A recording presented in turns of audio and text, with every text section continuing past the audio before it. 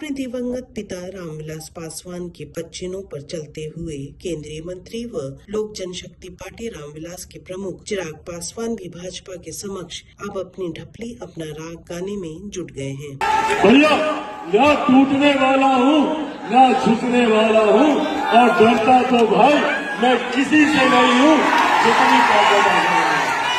चिराग जानते हैं कि इस बार बिहार विधानसभा चुनाव में उन्हें अपनी सियासी प्रासंगिकता को बनाए रखना कितना जरूरी है। वे बीते काफी समय से अपने लिए अलौली विधानसभा को तैयार कर रहे थे, पर उनके चाचा ने अपनी ये सीट बतौर तोहफे में अपने बेटे यश को देने का सफल दाव चल दिया है। चिराग वैसे भी अपने इस चाचा पशुपति पारस से और उलझना नहीं चाहते, सो उन्होंने अलौली सीट अपने चचेरे भाई यश पासवान के लिए ही छोड़ देने का मन बना लिया है, क्योंकि वे नहीं चाहते कि अपने भाई को ही हराने के लिए उन्हें अलौली से उतरना पड़े। इसीलिए पिछले कुछ समय से वे अपने लिए एक नई सीट की तलाश में थे। उनकी ये तलाश जमुई के अंतर्गत आने वाली सिकंदरा सुरक्षित सीट पर पूरी हो गई है। सूत्रों की माने तो चिराग अब सिकंदरा से चुनाव लड़ने की तैयारी में जुट गए हैं, जबकि ये सीट फिलहाल एनडीए के सहयोगी दल हम के पास है और हम के प्रफुल्ल मांझी यहाँ से विधायक हैं।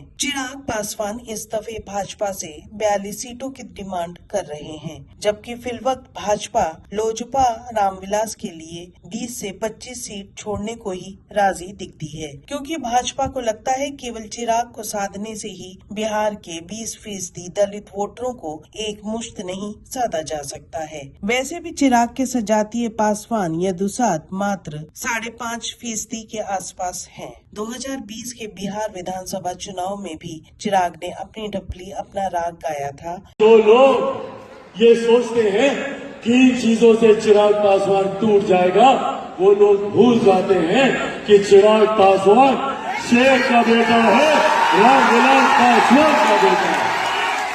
और भाजपा से गठबंधन की परवाह न करते हुए 137 सीटों पर अपने उम्मीदवार उतार दिए थे। तब उनका मात्र एक ही उम्मीदवार बेगूसराय की मटिहानी सीट से जीत दर्ज करा पाया था।